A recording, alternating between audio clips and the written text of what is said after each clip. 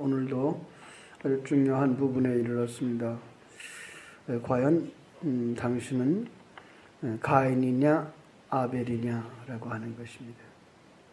지난 시간에도 우리가 말씀을 나눴습니다마는 가인과 아벨을 대조시켜서 하나님에 속한 자와 하나님에 속하지 아니한 자, 선택된 자와 유기된 자 이렇게 나오는데, 더 중요하게 말하면 자기를 예배하는 자와 하나님을 예배하는 자로 나누어지는 겁니다.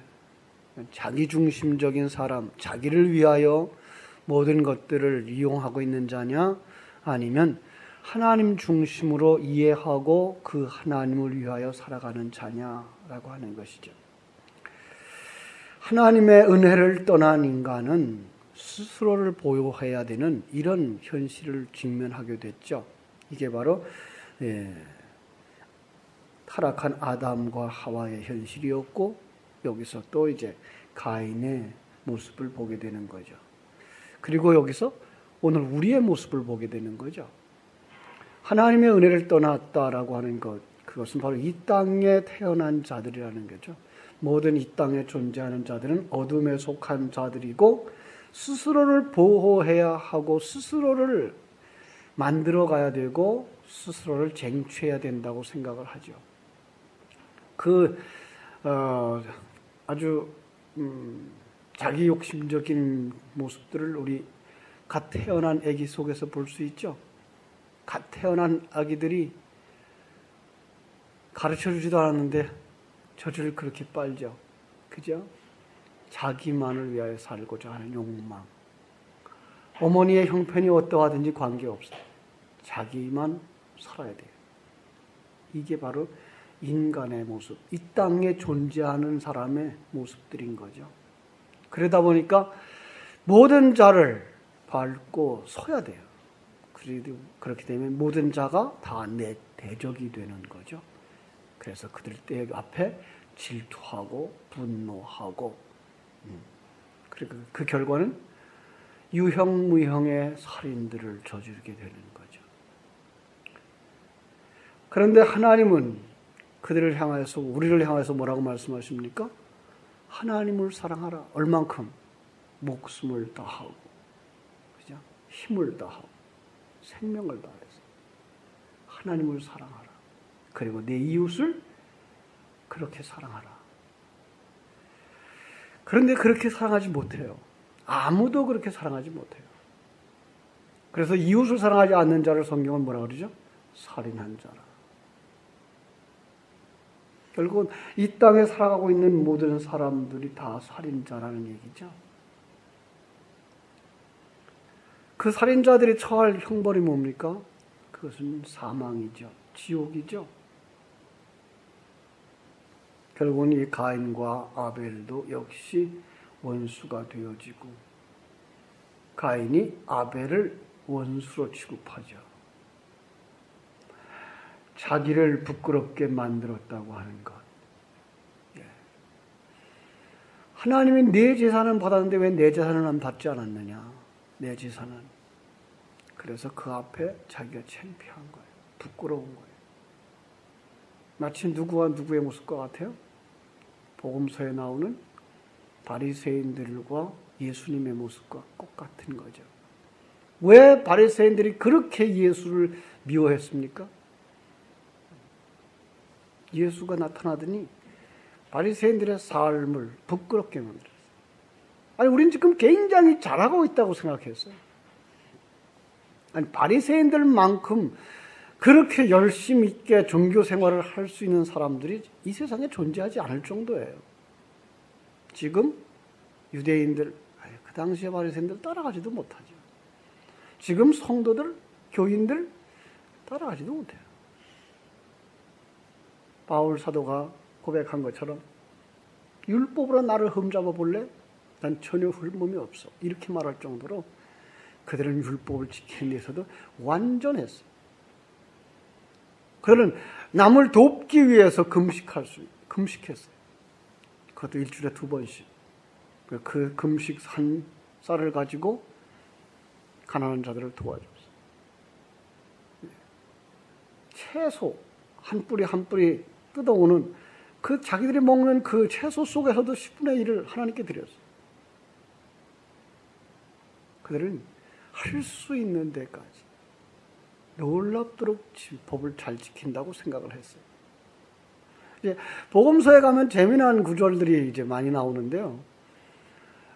그 고향으로 갔더니 예수님이 고향으로 갔더니 그들이 복음을 배척하죠. 그리고 어디까지 밀고 가죠? 낭떠러지에 떨어뜨리려고 낭떠러지로 이제 계속 밀고 가죠. 그래서 가다가 멈췄어요.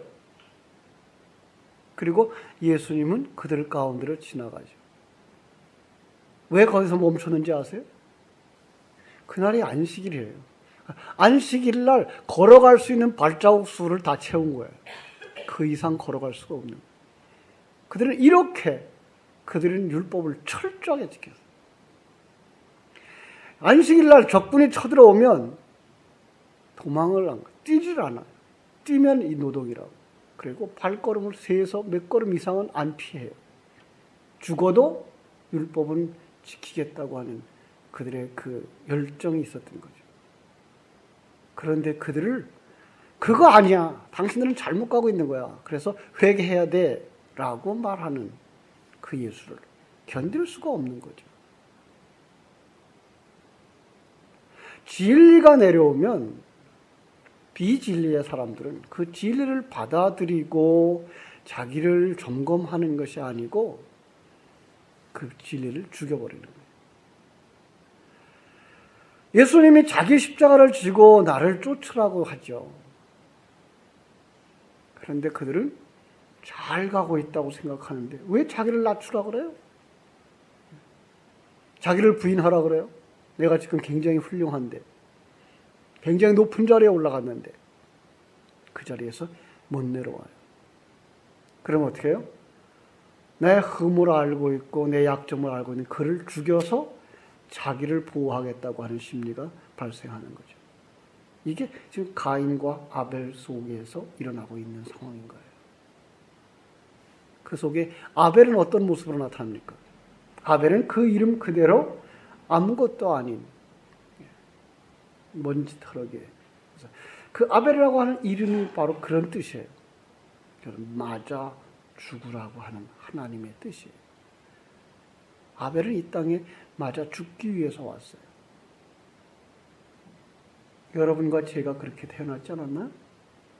예, 여러분과 내게 하나님은 그렇게 요구하셔요. 하나님의 백성, 진정한 하나님의 백성에게 요구하는 건 뭡니까? 자기를 부인하고 자기 십자가를 지는 것이죠.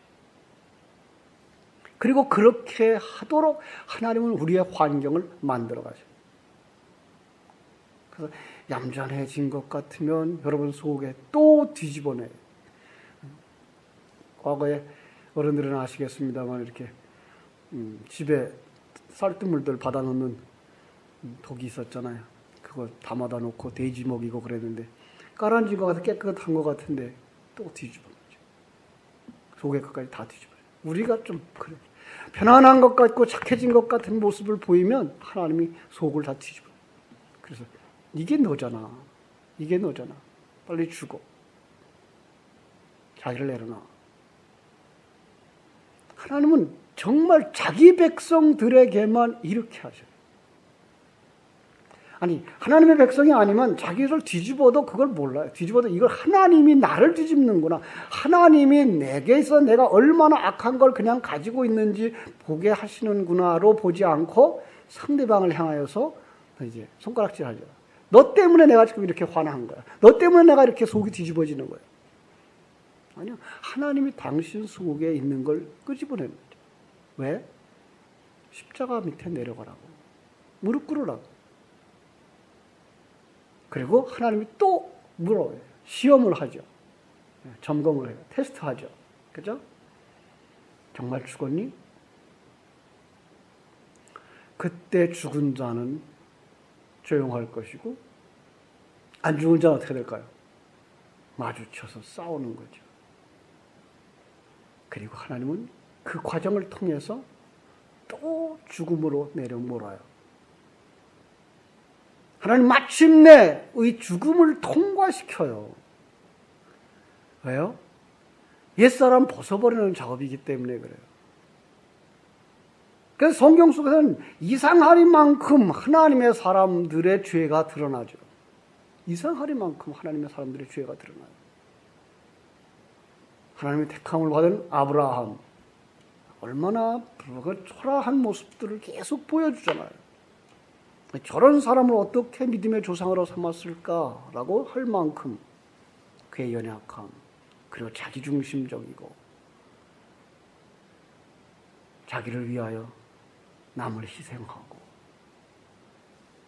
그걸 초창기에 그 못된 버릇 마지막까지 가지고 가는 그 모습.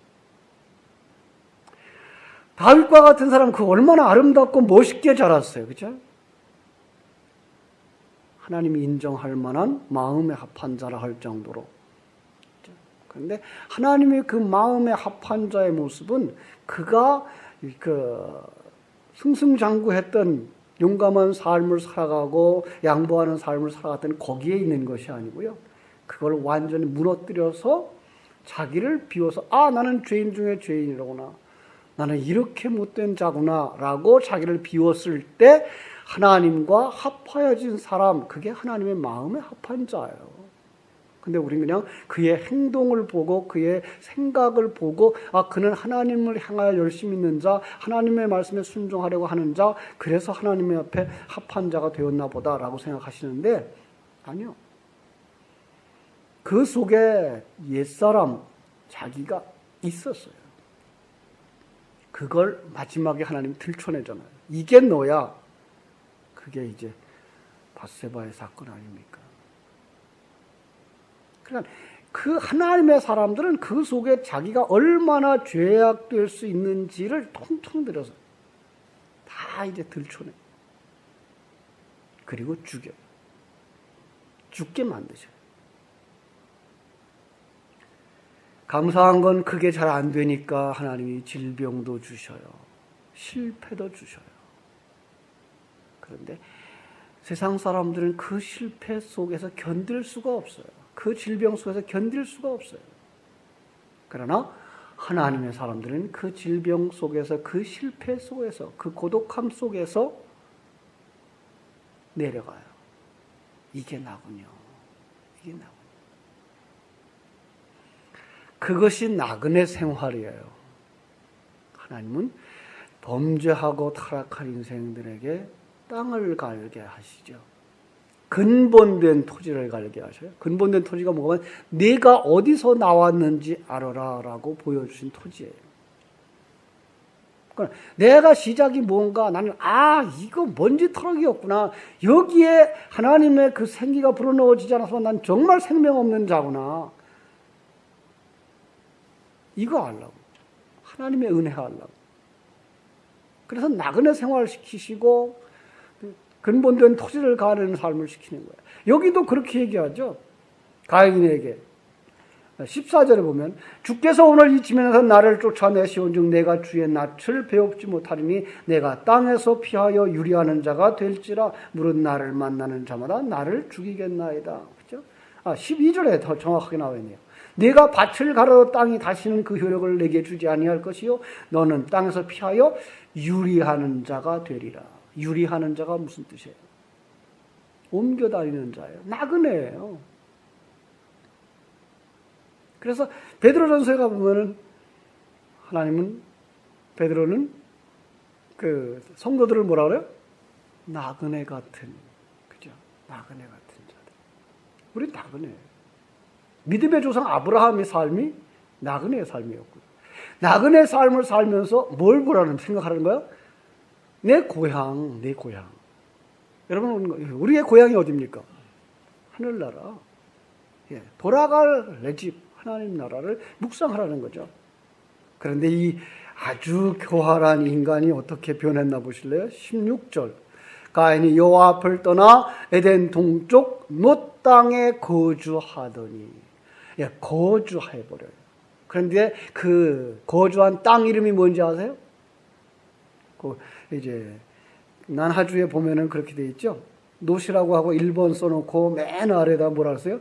유리함 그렇게 써놨죠. 난 여기 딱 머무르면서 말로만 뭐예요?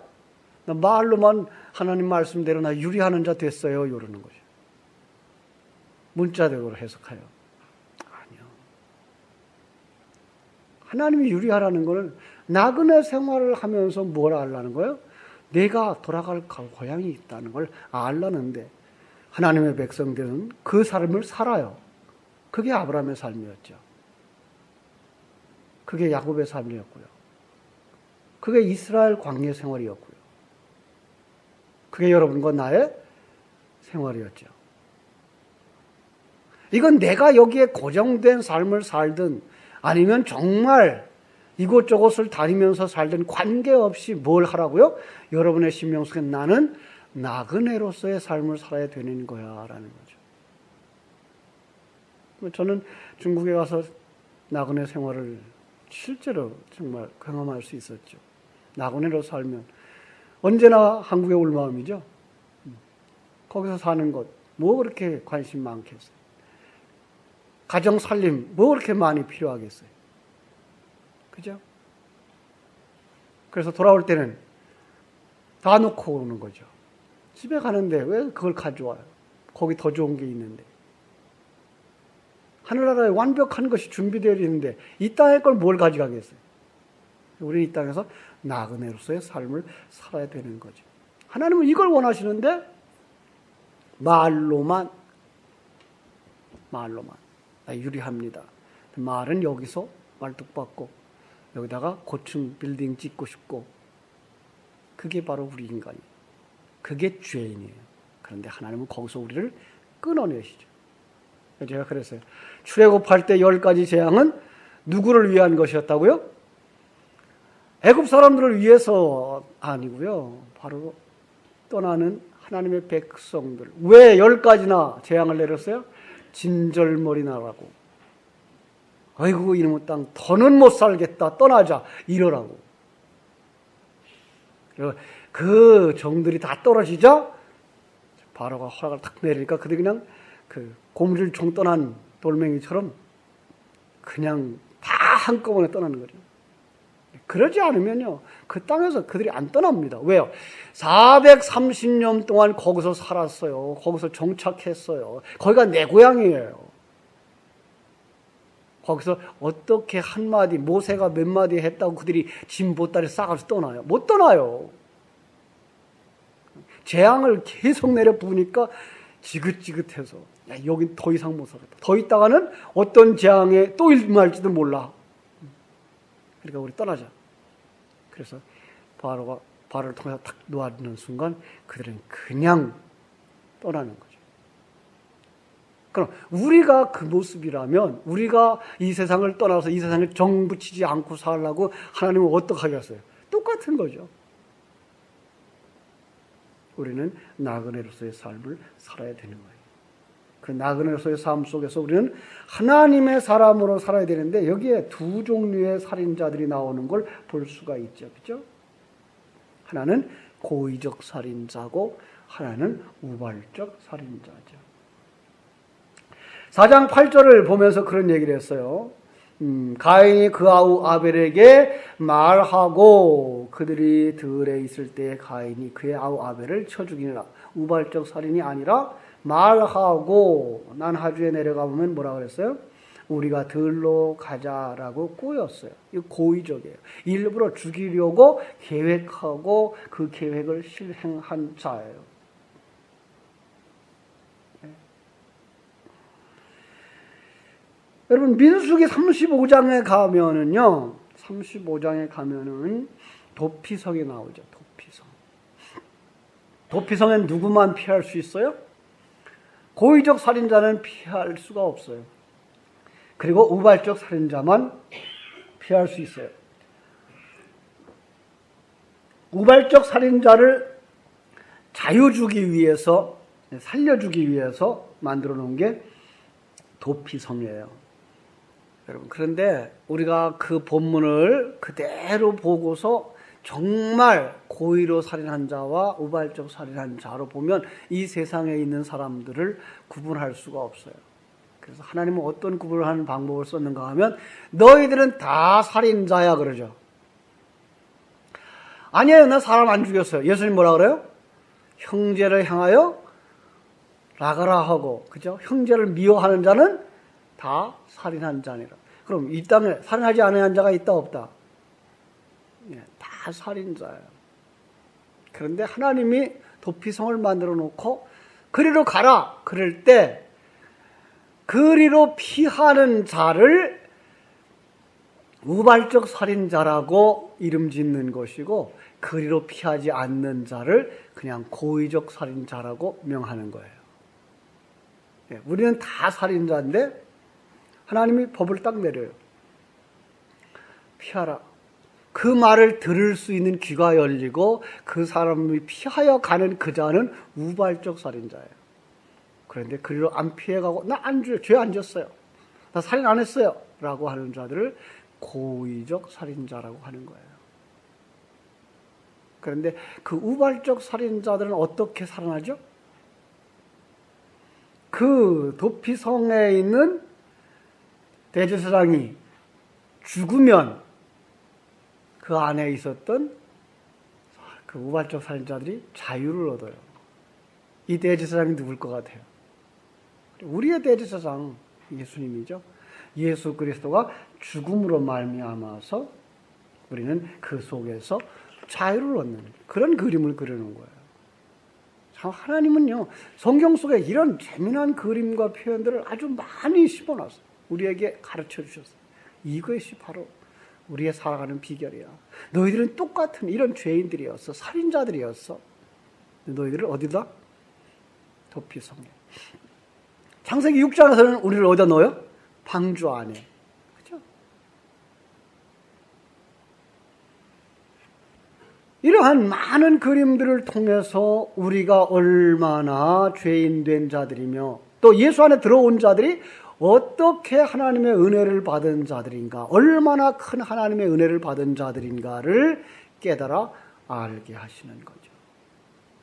여러분 그 은혜가 느껴지십니까? 그렇지 못하면 어떻게 될까요? 그렇지 못하면 그는 여전히 사람을 죽이는 삶을 살아요. 그죠? 여전히 사람을 죽이는 삶. 자기를 위하여 그들을 밟고 그들을 이용하는 그런 삶을 사는 거예요. 여러분 우리가 똑같은 일을 할 수 있어요. 그 식당을 하는 친구가 있어서 그런 얘기를 처음에 얘기했어요. 야, 식당을 하면 돈 벌려고 하지 말고 그냥 그들과 함께 살려고 해. 그러니까 식당을 하는 사람이 두 사람, 제가 보기엔 두 사람이 있다고 보는 거죠. 하나는 돈 벌기 위해서 식당을 운영하는 사람.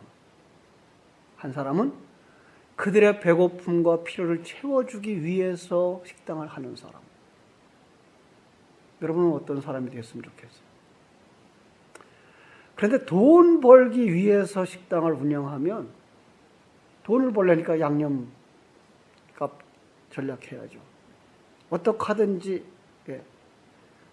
이런저런 모양으로 돈이 나올 것들을 찾아서 돈 나올 것만 찾겠죠. 거기서 맛이 나겠어요?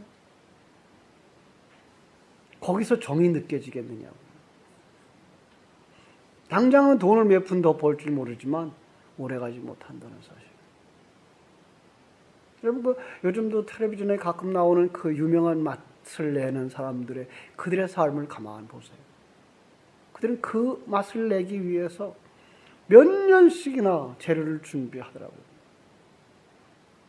몇 시간씩이나 재료를 만들더라고요.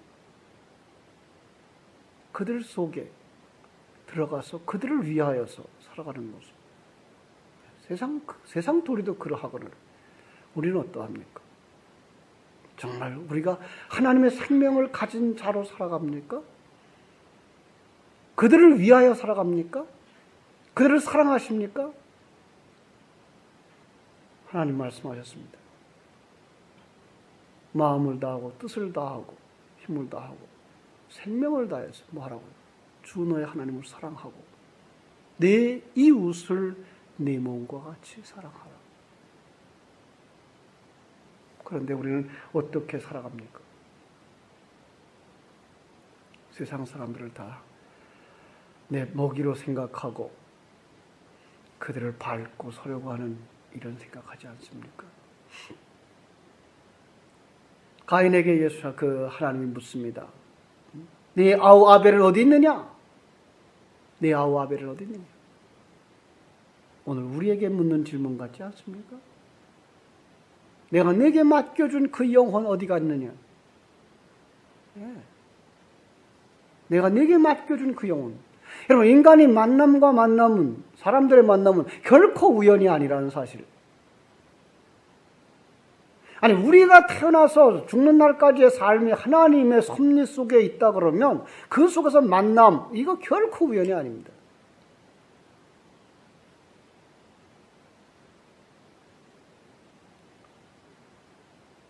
바울의 삶 속에서도 수많은 만남들이 있죠. 스데반과의 만남, 그 결코 우연이 아니었고요. 아나니아와의 만남, 결코 우연이 아니었습니다. 저는 그걸 발견하고 그런 얘기를 늘 하죠.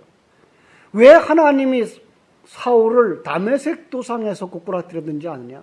다른 길도 많고 다른 도시도 많은데 왜 그를 그 다메섹 도상에서 꼬꾸라뜨렸는지 아느냐? 다메섹에 누가 있어서 그래요? 그 사람의 눈을 열어줄 아나니아를 하나님이 거기 배치해놨거든요. 그 아나니아는 성경 속에 단 한 번 출연해요. 중요한 그 일, 사울의 영의 눈을 열어주는 자로 나오는 거죠. 아니, 당신을 통해서 구원받게 하려고 하나님이 당신에게 맡겨준 그 영혼, 관심 가져주고 돌보아주고 이끌어주고 세워줘야 할 그 사람. 아니, 멀리 보지 말자고요. 하나님이 여러분의 자녀들을 맡겼는데 그 영혼 지금 어디 있느냐고요. 여러분만 천국 가면 되겠어요? 그들은 내버려도 됩니까? 이 극단적인 칼빈주의자들, 극단주의적인 예정론자들 뭐라고 말해요? 하나님이 택했으면 돌아오겠죠. 아니, 당신을 통해서 돌아오게 하시려고 하신다니까요. 왜 거기엔 관심 없나요? 어떻게 그 생명이 살아난다고요? 내가 죽어야 그 생명이 살아난다고요.